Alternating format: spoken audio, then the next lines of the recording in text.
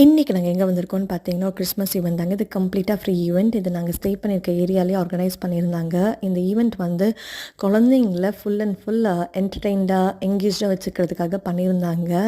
இதில் என்னெல்லாம் இருந்துச்சுன்னு பார்த்தீங்கன்னா, இந்த மாதிரி ஒரு ஸ்னோ மாதிரி அரேஞ்ச் பண்ணியிருந்தாங்க.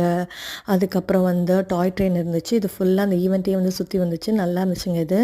அண்ட் அது போக குழந்தைங்களுக்கு வந்து ஆர்ட் அண்ட் கிராஃப்ட், நிறைய கேம்ஸ், அதுக்கப்புறம் ஃப்ரீ ஹாட் கோகோ அண்ட் நிறைய சாக்லேட்ஸ்ன்னு சொல்லிட்டு குழந்தைங்க வந்து சூப்பராகவே என்ஜாய் பண்ணாங்க இந்த ஈவெண்ட்டில்.